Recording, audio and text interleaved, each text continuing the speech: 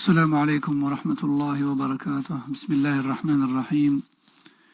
إن الحمد لله نحمده ونستعينه ونستغفره ونعوذ بالله من شرور أنفسنا ومن سيئات أعمالنا. من يهده الله فلا مضل له ومن يضلل فلا هادي له، وأشهد أن لا إله إلا الله وحده لا شريك له، وأشهد أن محمدا عبده ورسوله صلى الله عليه وعلى آله وسلم. يا أيها الذين آمنوا اتقوا الله حق تقاته ولا تموتن إلا وأنتم مسلمون. يا أيها الناس اتقوا ربكم الذي خلقكم من نفس واحدة وخلق منها زوجها وبث منهما رجالا كثيرا ونساء، واتقوا الله الذي تساءلون به والأرحام إن الله كان عليكم رقيبا.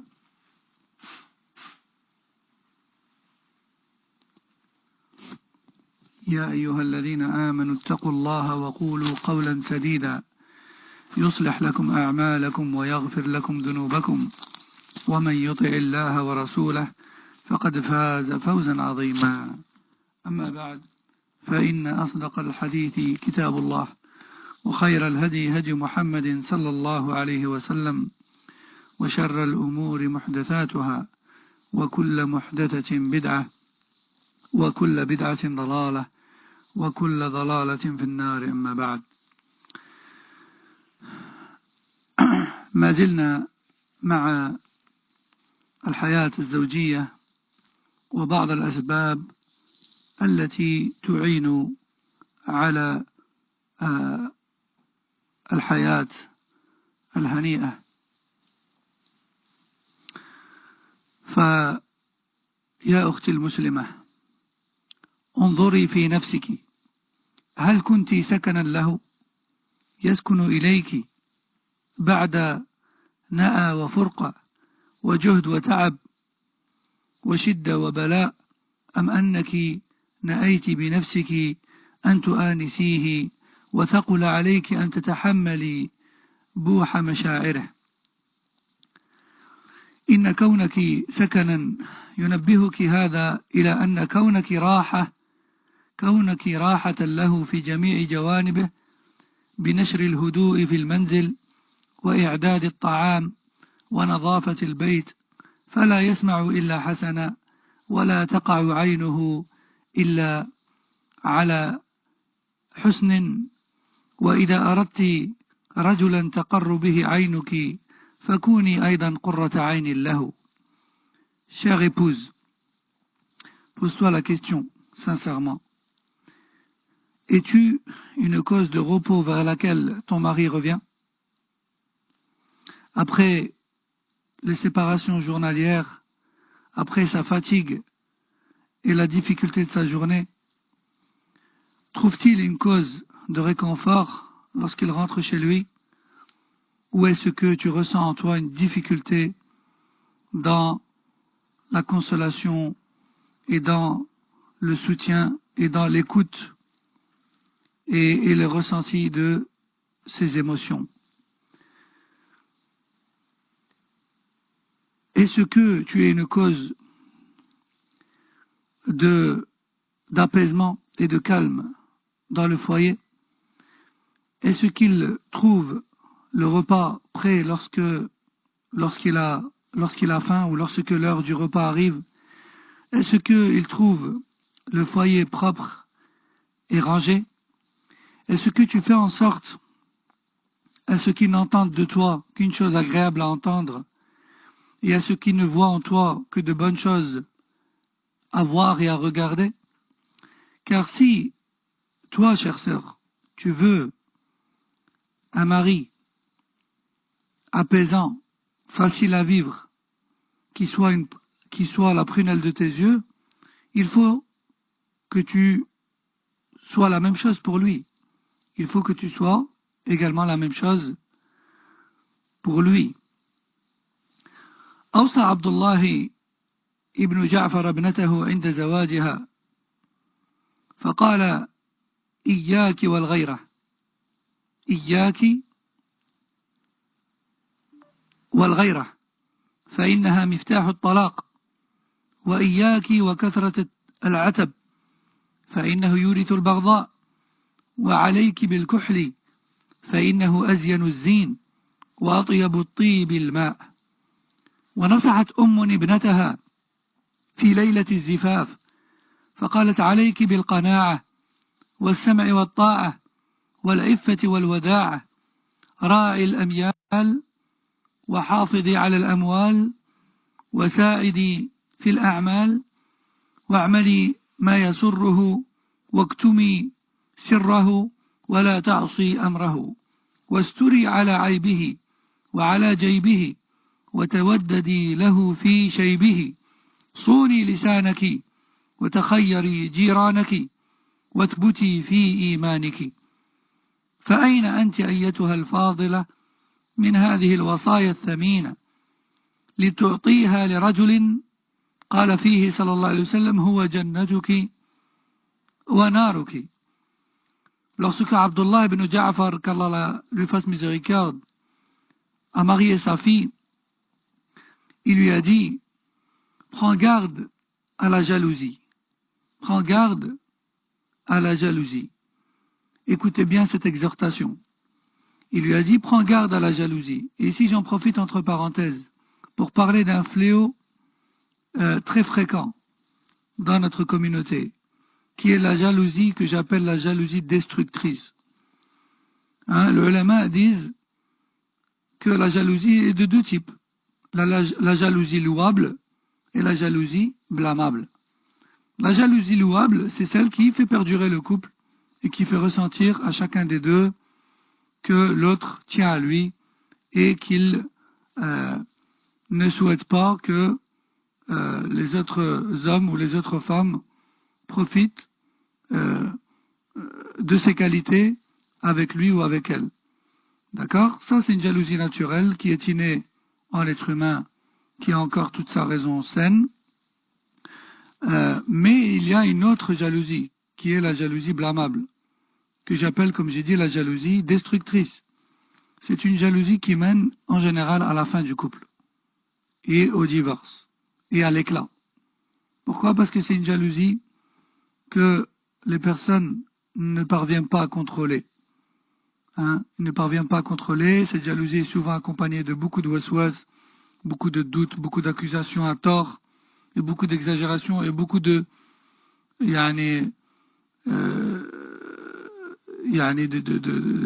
des réactions démesurées face à des choses qui les rendent jaloux ou bien jalouses. Et cela arrive autant chez les hommes que chez les femmes, mais malheureusement, il faut dire la vérité, ça arrive beaucoup plus chez les femmes, car elles sont beaucoup plus sensibles. Elles sont plus sensibles, alhamdoulilah, on a besoin de cette sensibilité. Mais malheureusement, parfois, cette sensibilité, elle est sujet à ce genre de choses néfastes, à savoir la jalousie destructrice. Donc il faut savoir jauger et jouer entre les deux, et ne pas se laisser emporter au nom de la jalousie et de l'amour dans ce qui détruit notre vie. Parce que beaucoup de personnes de ce genre ne se contrôlent pas et n'écoutent pas les gens qui les conseillent, jusqu'à détruire leur couple et se retrouver divorcés, et puis après cela, ils regrettent, mais c'est trop tard. Car souvent, l'autre partie ne veut plus d'elle. Ne veut plus d'elle en tant qu'époux ou épouse. Wallahu al-musta'an. Donc je reviens à ce salaf, qui est Abdullah ibn Ja'far, qui a marié sa fille, et qui lui a dit, le jour de son mariage, prends garde à la jalousie. Prends garde à la jalousie, car c'est ce qui mène vers le divorce. Et il parle de la jalousie destructrice. Prends garde à la jalousie, car la jalousie mène au divorce. Et prends garde à ne pas faire à ton mari des remarques à tout va, car cela ouvre la porte de la haine et de la diminution des sentiments. Certaines femmes, et entre parenthèses, c'est l'occasion de le dire, certains hommes aussi, ne peuvent s'empêcher de faire des remarques à tout va. De faire des remarques à tout va. Pourquoi t'as posé ça comme ça, pourquoi pas comme ça? Pourquoi t'as rangé ça comme ça et pas comme ça? Pourquoi t'as mis telle couleur et pas telle couleur? Pourquoi, des remarques inutiles. sincèrement des remarques inutiles. Et ces remarques-là, eh bien, à force de se multiplier, elles ne sont plus écoutées d'une oreille attentive. Plutôt elles vont directement au cœur et elles blessent ce cœur. Et elles diminuent son amour et elles augmentent sa haine, malheureusement. Garde tes remarques pour les choses importantes. Fais-toi facile à vivre et tâche de ne pas faire des remarques à tout va. Ainsi, lorsque tu feras une remarque sur une chose vraiment importante, tu seras écouté. Tu seras écouté. Mais si tu fais des remarques à tout va, il est clair que la personne en face de toi, elle va se perdre dans toutes tes remarques. Et elle va même avoir l'impression que tu ne sais faire que ça, donner des remarques. Donc, Abdullah ibn Ja'far dit à sa fille, prends garde à ne pas faire des remarques à tout va, car cela ouvre la porte de la haine et diminue les sentiments et l'amour. Et alayki bil kuhl, c'est-à-dire utilise assez souvent le noir pour les yeux. C'était le maquillage de cette époque-là.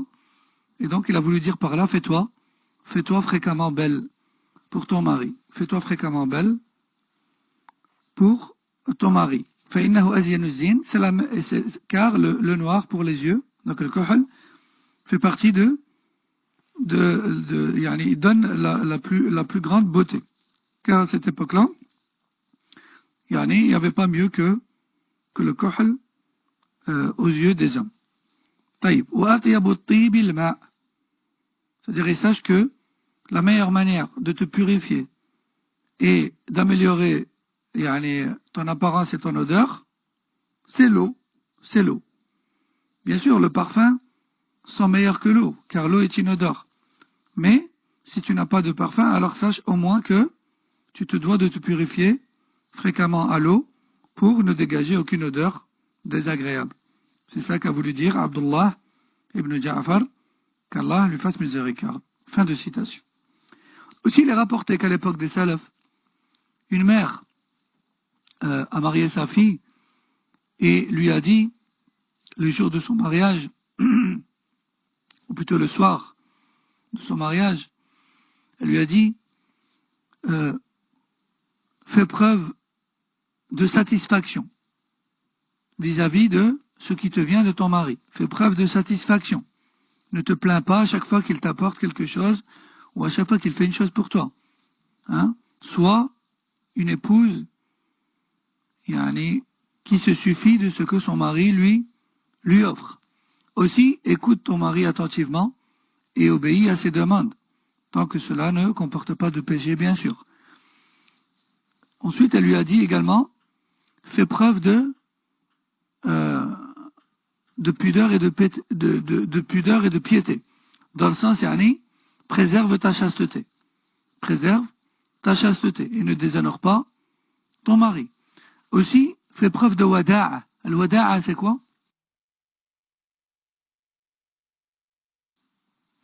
Al-wada'a, c'est le calme.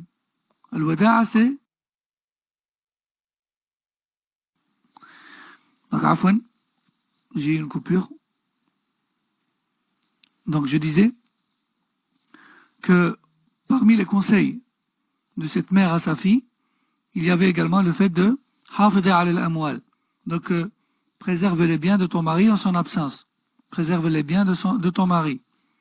Et subhanallah, cette chose est prise à la légère par beaucoup de femmes. Beaucoup de femmes, sous prétexte qu'elle s'entend bien avec son mari, elles pensent qu'il ne dira rien. Alors elle se permet de faire des choses. Elle donne des choses qui sont dans la maison, que son mari a achetées, ou elle se permet d'utiliser son argent ou d'en prendre ce qu'elle veut, etc. Et ça, c'est pas permis sans son autorisation. Ça, c'est pas permis sans son autorisation. Donc elle lui a dit, hafidha ala al-amwal. Préserve ses biens. Préserve ses biens en son absence. Wasa'idi fil a'mal. Et fais-toi utile et aide-le dans un maximum de tâches. Fais-toi utile et aide-le dans un maximum de tâches. Ensuite, elle a dit, et fais tout ce qu'il aime et délaisse tout ce qu'il déteste. Et ne désobéis pas à ses ordres. Et cache ses défauts et ne les propage pas parmi les gens. Aussi, parmi les conseils que cette femme vertueuse a donné à sa fille, à l'époque des salafs, Elle lui a dit tawaddadi lahu fi shaybihi. Hein? Augmente ta douceur envers lui lorsqu'il prendra de l'âge. Lorsqu'il prendra de l'âge. Et lorsqu'il deviendra plus vieux, lorsqu'il deviendra vieux, hein, et âgé, sois encore plus douce envers lui. Sois encore plus douce envers lui. Et préserve ta langue. Préserve ta langue. C'est-à-dire ne dis pas des paroles mauvaises. Aussi, choisis les voisines que tu fréquentes. Choisis et sélectionne les voisines que tu fréquentes et reste ferme sur ta foi. Et ça aussi, c'est très important. Ça aussi, c'est très important. Parfois, sous prétexte que c'est une voisine, alors, je la fréquente ou j'écoute tout ce qu'elle me dit. Non. Choisis et sélectionne les voisines que tu fréquentes de la même manière que tu choisis et tu sélectionnes tes amis et tes copines. C'est pareil. Et d'ailleurs, c'est aussi valable pour l'homme, tout ça. Wathbuti fi imaniki. Et donc, cette femme a clôturé ses conseils par la fermeté sur la foi. Reste ferme sur ta foi. Alors maintenant, pose-toi la question, chère sœur. Est-ce que tu appliques dans ta vie de tous les jours ces recommandations-là? Si oui, alors alhamdulillah, continue dans ce sens. Si pas, alors ressaisis-toi et corrige ce qui est passé, corrige ce que tu ne savais pas, hein, ou encore ce que tu as oublié parmi les choses que tu savais au début du mariage, puis que la routine, les épreuves de la vie t'ont fait oublier. Car ça arrive également. Et sache que les recommandations de cette femme à sa fille sont très importantes pour toi. Pourquoi? Car le prophète sallallahu alayhi wa sallam t'a recommandé d'être de cette manière-là vis-à-vis d'un homme qui est pour toi la cause de l'entrée au paradis ou en enfer. De l'entrée au paradis ou en enfer. Et une chose ou une personne qui te causera l'entrée au paradis ou en enfer est une chose ou une personne à laquelle il faut donner toute son attention. وقبل أن يطالب المرء صاحبه بأمر ليتفكر في نفسه أين هو منه وهل يفعل تجاهه ما يريد منه.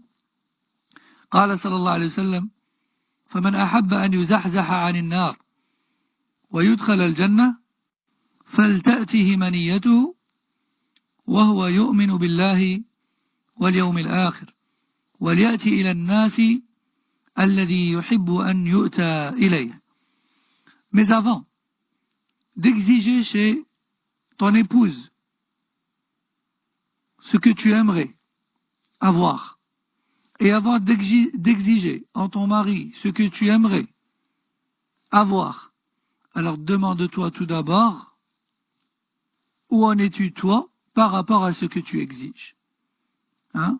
Car comme on dit, sois avec les autres comme tu aimerais qu'ils soient avec toi. Et le prophète sallallahu alayhi wa sallam a dit d'ailleurs dans le hadith authentique, celui qui veut Yawm al-Qiyamah être détourné du feu et dirigé vers le paradis, alors qu'il fasse en sorte de ne mourir qu'en étant croyant en Allah et au jour dernier, et qu'il soit vis-à-vis des gens comme il veut qu'il soit vis-à-vis de lui.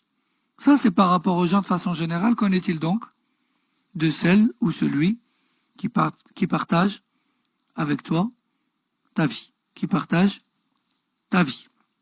Donc, avant d'exiger, demande-toi où tu en es. Alors que aucun et aucune ne pointe l'autre du doigt en lui disant « ça te concerne », moi je dirais plutôt « ça vous concerne » et je pointe mes deux doigts vis-à-vis, mes deux doigts envers les deux. Ça vous concerne. Et il est une erreur d'attendre que l'autre fasse pour que je fasse. Non. Ce sont des obligations qu'Allah nous a données vis-à-vis de l'autre. D'accord? Et ce n'est pas du donnant-donnant. Hein? Lorsqu'on est souriant envers l'autre, lorsqu'on est obéissant envers l'autre, lorsqu'on est doux envers l'autre, lorsqu'on est agréable et facile à vivre, lorsque on a un bon comportement lorsqu'on a du respect envers l'autre, etc. Ça, c'est une obligation, c'est une adoration. C'est un ordre d'Allah et de son messager, sallallahu alayhi wa sallam. C'est pas pour te faire plaisir. Donc, n'attends pas que l'autre fasse pour que tu fasses. Non. Fais. Et si l'autre ne te donne pas ton droit, alors Allah Azza wa Jal rétablira la justice, fit dunya ou bien fit l'akhirah. Mais si tu attends que l'autre fasse et que lui attend que tu fasses, on va pas s'en sortir. Et jamais vous ne réussirez malheureusement. Non. Et ça c'est aussi une erreur fréquente dans les couples et une grande cause de divorce malheureusement dans notre communauté. Chacun des deux attend l'autre et puis en fait ça arrive jamais. Wallahu al-musta'an. ويجب أن لا نطالب بتحقيق المثالية الحالمة في إيجاد بيت لا تمر به رياح المشاكل الزوجية لأن دوام الحال من المحال ولا يعني ذلك أنه لا تبذل الأسباب التي تحول دون وقوع المشاكل وتكدير الحياة ولكن هذا حتى يوضع في الاعتبار أن لكل طريق عقبات وعوائق ولا بد من معرفة العائق حتى يعرف كيف تجاوزه والتعامل معه. Aussi, bien sûr, on ne peut pas obtenir une vie de couple parfaite. Et même lorsque ça va bien, on ne peut pas avoir une vitesse de croisière, comme on dit, constante durant des mois et des années. Ça, c'est pas possible. Dit autrement, exiger le parfait qui ne s'interrompt jamais est une chose impossible. C'est en quelque sorte exiger l'impossible. D'accord? Mais ce n'est pas parce que la vie parfaite est impossible dans cette dunya qu'on ne doit pas pour autant se donner les moyens et effectuer les causes qui nous préservent des conflits ou qui minimisent les conflits ou qui nous aident à affronter les situations de conflit et les moments de conflit dans la vie. Parce que si on ne se prémunise pas contre les conflits, malheureusement on va avoir une vie instable, une vie pleine de désaccords, une vie pleine de disputes. Et ça, eh bien, c'est pas agréable.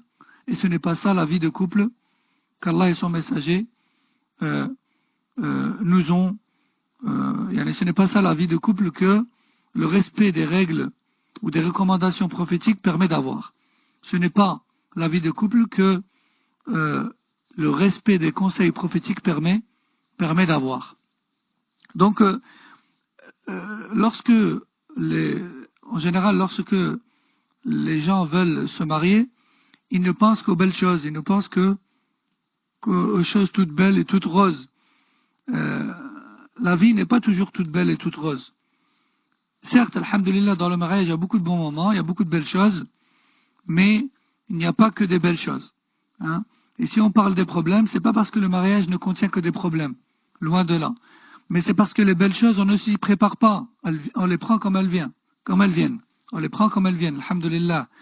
Mais les conflits et les soucis et les problèmes de couple, c'est à ça qu'il faut se préparer. Car beaucoup de nos frères et de nos sœurs, malheureusement, ne sont pas préparés. Et dès les premières tempêtes, eh bien, tout s'écroule. Malheureusement.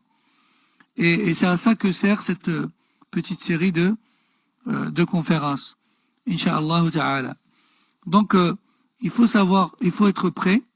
Il faut savoir faire face donc aux conflits et aux moments difficiles. وقد قال بعض السلف إن المشاكل هي ملح الحياة الزوجية. إن المشاكل هي ملح الحياة الزوجية لما يحدث بعدها من القرب والمودة والألفة. لكن إن تبين هذا القول الصحيح إن تبين أن هذا القول صحيح فلا بد أن لا يزيد الملح عن قدره لأنه سيولد الضغط الذي سيؤدي بعد ذلك إلى الهلكة. Donc certains connaisseurs et certains sages et certaines personnes expérimentées de la vie disent que les problèmes et les soucis de la vie de couple sont tels les épices ou le sel que l'on met dans le plat. C'est-à-dire c'est ce qui donne du goût à la vie. Hein. C'est ce qui donne du goût à la vie. Si la vie était toujours monotone et que tout allait bien, eh bien à un moment donné on se lasserait et on prendrait pas, on oublierait en fait le bienfait de la vie paisible. Mais de temps en temps, lorsqu'il y a des petits soucis ou des petits désaccords par-ci par-là, eh bien on se rend compte du bienfait de l'entente. Et puis, dès lors que le couple se réconcilie, eh bien, masha'Allah, ils prennent goût et ils prennent plaisir à l'entente. Ils prennent du plaisir à profiter de l'entente. Mais attention, le surplus de sel et d'épices dans la nourriture provoque bien sûr, comme on dit, de l'hypertension et bon nombre de soucis de santé. Donc, les petits soucis dans la vie de couple, c'est bien, ça rapproche, mais trop de soucis, eh bien, ça brise la relation, et ça casse la relation, et ça mène au péril la relation. Donc, comme on dit, ma zada ala haddeh, inqalaba ila diddeh. Ce qui dépasse la limite favorable dans une chose se retourne à son contraire. Et ce qui dépasse, comme on dit, trop de problèmes dans un couple tue le couple, hein, comme on dit. كما ينبغي ألا تدفعنا مثل هذه الأقوال إلى اختلاق المشاكل التي تكدر حياتنا فلعل المشاكل تكون ملحا عند من وجد بعد زوالها نتيجة حسنة أما من رأى لها أثرا سيئا أو دمارا لأسرة فلا أتصور أنه يحمد ما قام في حياته من المشاكل. Donc, il ne faut pas multiplier les soucis et les conflits. Hein? Et ça revient, ça me ramène à répéter ce que j'ai déjà dit hier et avant-hier, à savoir qu'il faut savoir faire des concessions et qu'il faut savoir de temps en temps donner raison à l'autre et qu'il faut savoir aller baisser les yeux devant les choses qui nous déplaisent mais qui ne sont pas si graves. Car le fait de multiplier les remarques, le fait de multiplier les conflits, ça brise la relation de couple. Et ça crée dans le fort intérieur un sentiment de désespoir. Lorsqu'il y a un conflit, 2 conflits, 3 conflits, 4 conflits, lorsqu'on a été en désaccord pendant 1 semaine, 2 semaines, 1 mois, 2 mois, bon, sur une vie, c'est pas grand-chose. On peut toujours avoir de l'espoir et du ressaisissement. Mais lorsqu'on se dispute tous les jours, toutes les semaines, tous les mois, tous les ans, et ce, de façon continue, Allah al-Musta'an, l'espoir, il va être un peu en pénurie, comme on dit. Hein, on va être un peu en pénurie d'espoir. Hein, on n'aura plus d'espoir, malheureusement. Donc, وعلى ذلك فالعاقل هو الذي يتجنب النكد في حياته ما استطاع إلى ذلك سبيلا لأن النكد يقصر الأعمار ويذهب النضارة ويزيد الهم ويزري بالعقل ولا أحمق من امرئ يستطيع أن يجد أسباب السعادة في حياته فيتركها ويبحث عن طرق النكد فيسلكها وكل جحيم يتصبر عليه حتى يكون الصبر لصاحبه سجيا إلا جحيم الزوجية فإنه لا يطاق وذلك أن الهم إذا دخل المنزل الصغير لم يجد صاحبه له منفذا ليطرده من خلاله فإذا به وقد استحوذ على قلبه ثم ترى بعد ذلك نفسية مضطربة ووجها عبوسا. Aussi, les gens sages disent que la personne intelligente est celle qui doit éviter dans sa vie de couple toute, je dis bien absolument toute cause de conflit. Toute cause de conflit. Ne sous-estime aucune cause. Chaque cause de conflit que tu peux éviter, hein, ou que tu peux t'abstenir de relever face à elle, évite-la. Et évite de relever. Évite chaque cause de conflit. Donc évite les causes de conflit autant que possible. Et les gens sages disent également que le fait de multiplier les conflits et les disputes dans sa vie, eh bien cela diminue la vie, diminue la durée de vie de la personne. Et bien sûr, quand on voit dans les textes du Coran et de la Sunna et même des paroles des salafs que telle ou telle chose diminue la durée de vie, ça ne veut pas dire que plus tu te disputes, plus ton espérance de vie diminue. Il n'est pas question d'espérance de vie ici. Il est question de bénédiction et de goût de vie, de bien-être dans sa vie. C'est de ça qu'il s'agit. La bénédiction, elle augmente tellement dans ta vie que même si tu as vécu 20 ans, peut-être que tu vas faire beaucoup de khair dans ta vie. Et tu vas profiter de ta vie comme si tu avais vécu 60 ans. Et peut-être que la baraka, elle va tellement diminuer dans ta vie et le bien-être va tellement diminuer que quand bien même tu vis 90 ans, voire même 100 ans, tu vas avoir l'impression, subhanallah, de n'avoir rien vécu tellement tu n'avais aucun goût à la vie. C'est ça que ça veut dire en fait. Donc, les gens sages disent que la multitude de conflits dans la vie de couple diminue sa durée de vie. Dans le sens, il diminue la bénédiction et le bien-être dans la vie. Aussi, cela diminue le rayonnement du visage. Celui qui vit constamment dans les conflits, cela se voit à son visage. Il a un visage sombre et fermé, soucieux. Il a un visage sombre, fermé, soucieux.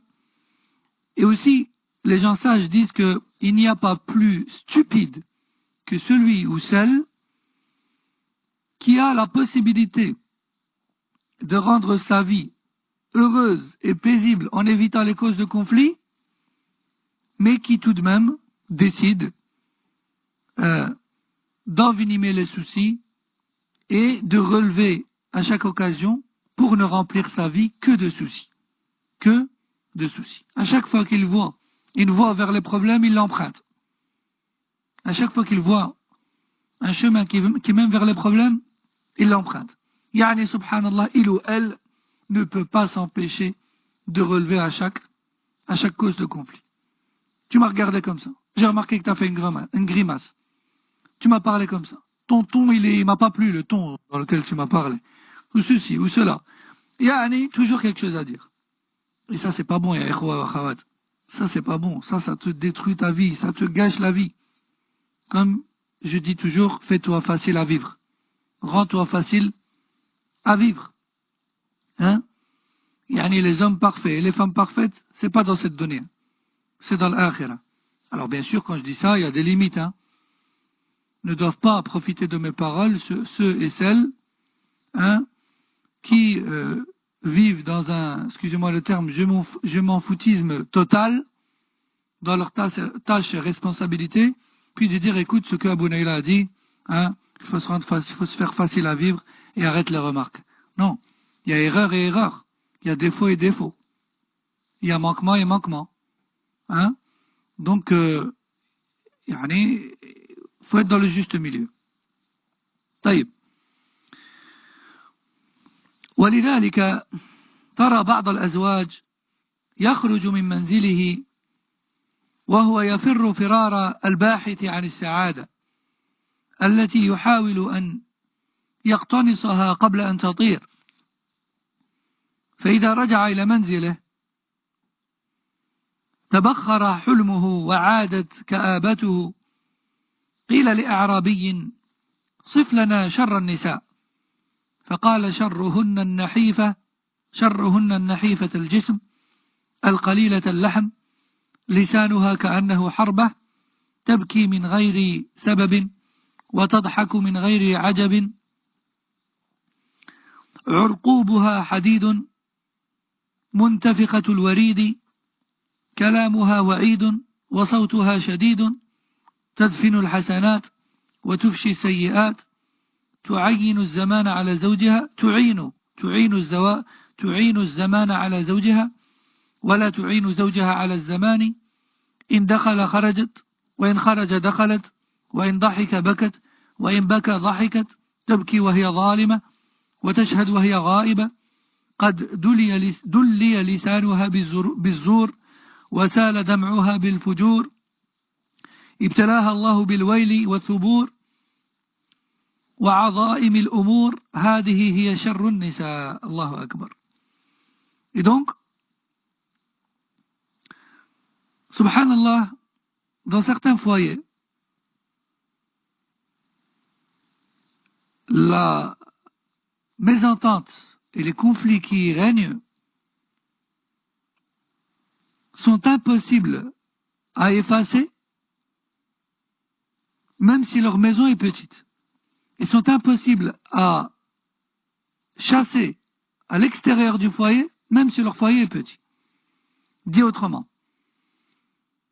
yani, les conflits et les mésententes s'invitent dans certaines maisons et se rendent impossibles à chasser.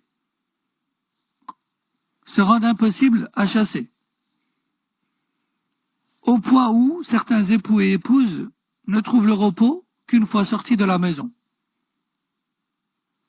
Et ils préfèrent fuir de la maison plutôt que d'affronter les soucis, de poser les choses sur la table de discussion, comme on dit, d'apprendre à discuter, je dis bien d'apprendre à discuter, et non pas à se disputer, car dans certains couples, il n'y a pas de sens de discussion, mais plutôt le sens de la dispute, et, excusez-moi le terme, du clash, pour ne pas dire de la bagarre, hein, parce que dans certains couples, on ne sait pas discuter en fait. On ne sait pas discuter calmement, afin de chercher ensemble après les causes des problèmes et de couper le mal à la racine, comme on dit, mais plutôt on se dispute.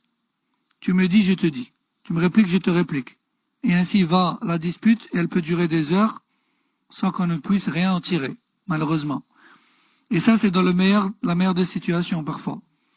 Car parfois, ça va jusqu'à la bagarre, malheureusement. Parfois, ça va jusqu'à la bagarre.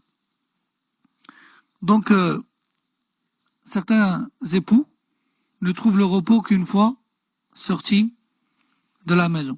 Donc, ils sortent de la maison et s'en vont à la recherche du bonheur dont ils rêvent. Du bonheur dont ils rêvent. Mais une fois de retour à la maison, malheureusement, eh bien, le rêve s'envole. Le rêve s'envole. Et les époux se rendent à l'évidence et reviennent à la réalité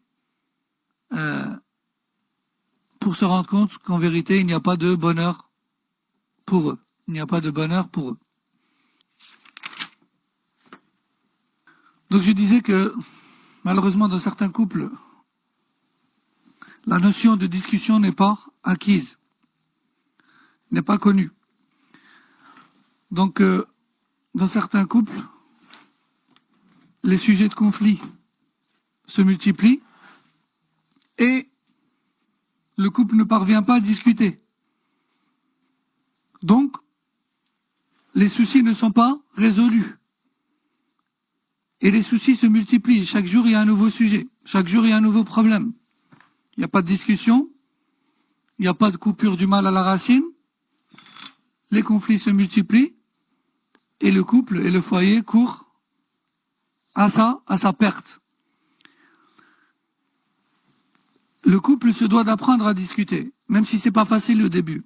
Parce qu'au début, il y a le côté de la fierté. Donc il y a la fierté qui veut prendre le dessus. Et un nafs veut absolument avoir raison. Un nafs veut avoir raison. Mais il faut savoir que c'est pas la bonne solution et que ce n'est pas comme ça qu'on va réussir. Ce n'est pas comme ça qu'on réussit une vie de couple. Il faut savoir s'asseoir et parler calmement et sincèrement. Numéro 1, mettre la fierté de côté. Numéro 2, accepter d'entendre ses erreurs. Numéro 3, savoir formuler ces phrases lorsqu'on cite les erreurs à l'autre, les erreurs de l'autre. Et numéro 4, chercher sincèrement après les solutions. Et numéro 5, s'engager sincèrement dans les causes et les moyens qui vont permettre de se débarrasser de ces défauts, et donc de ces causes de conflit, et donc des conflits en eux-mêmes. Donc je dis juste à ceux qui me signalent que le son est mauvais, que chez tous les autres tout va bien. Donc ça doit être leur connexion, Allahu A'lam. Idan, je clôture, Inch'Allah, juste avant ce salat, avec une parole de... Non, déjà les 5 points que je viens de citer sont très très importants, mes frères et sœurs. Très très très importants. Savoir mettre la fierté de côté, hein, savoir parler calmement, parce que crier et se clasher, c'est pas discuter. Accepter d'entendre ses erreurs et formuler à l'autre de la bonne manière ses erreurs et sincèrement pour l'aider à s'en débarrasser et non pas pour lui rabâcher ses défauts. Et enfin, 5e, s'engager sincèrement à la lutte contre ces défauts et donc contre ces conflits. Si ces 5 points-là ne sont pas appliqués dans les conflits et dans les soucis, par Allah, ce couple est très fragile. Et il ne va pas s'en sortir, malheureusement. Il est très rare qu'un couple qui ne sait pas appliquer ces 5 points s'en sorte. Ou alors il va s'en sortir, mais à la fin, il va être lessivé. Parce qu'il ne va pas mener une vie paisible. Ils vont juste survivre, ils vont juste résister. Mais ils ne vont pas profiter de leur vie de mariés et de parents, malheureusement. Donc je clôture avec cette parole de Salaf, qui est donc la parole d'un bédouin, hein, je dis bien d'un bédouin. Donc il a été dit à un bédouin, décris-nous la pire des femmes. Décris-nous la pire des femmes. Il a répondu, la pire des femmes, c'est an-nahifatul jism. An-nahifatul jism, c'est la maigre, la femme maigre. Bon, bien sûr, il ne s'est pas focalisé sur cette description physique. Il a cité d'autres traits. Il a juste commencé par cela, car à l'époque, ce que les gens aimaient, c'était les femmes corpulentes, comme cela est connu. Et à chaque époque, et à chaque contrée, et à chaque peuple, ses goûts. Donc, bien sûr, ce point-là n'est pas à prendre au premier degré. Donc, il faut vraiment prendre en considération toute sa réponse et non pas juste ce point-là. Car, comme on a dit dans les cours précédents, certains préfèrent la finesse et d'autres pas. Donc la beauté est subjective. À chacun ses goûts, comme on dit. Donc il a dit, c'est la femme maigre, à la langue telle une lance, hein, à la langue telle une lance. Elle ne fait qu'attaquer les gens. Qui pleure sans cause et qui rit sans cause. Son cœur est en fer, donc son cœur est insensible, son cœur n'est pas sensible. Elle passe son temps à s'énerver sur son mari et à lui crier dessus, au point où les veines de son cou ressortent. À travers ses paroles, elle ne laisse entendre que des menaces. Elle élève sans cesse sa voix. Elle enterre les bons côtés de son mari tandis qu'elle divulgue ses défauts. Hein? Donc, elle cache les qualités de son mari tandis qu'elle divulgue à tout va ses défauts. Elle aide les problèmes et les épreuves de la vie contre son mari et n'aide pas son mari contre les épreuves. Lorsque le mari entre à la maison, elle en sort. Et lorsque le mari sort, elle entre à la maison. Lorsque celui-ci sourit et est heureux, elle pleure. Et lorsqu'il pleure, elle sourit. Elle pleure alors que c'est elle l'injuste et témoigne dans les affaires alors qu'elle était absente et qu'elle n'a rien vu ni entendu. Sa langue prononce à tout va de faux témoignages et ses pleurs sont faux et mensongers. De ce fait, Allah lui promet un lourd jugement et châtiment et l'éprouve par tout mal. Voici donc la pire des femmes. Voici donc la pire des femmes. C'est l'heure de Maghrib. Donc on va s'arrêter ici, Inch'Allah, pour aujourd'hui. Subhanak Allahumma wa bihamdik. Ashhadu an la ilaha illa ant. Astaghfiruka wa atubu ilayk. Wa sallallahu sallam ala nabiyyina Muhammad wa ala alihi wa sahbihi. Assalamu alaikum wa rahmatullahi wa barakatuh.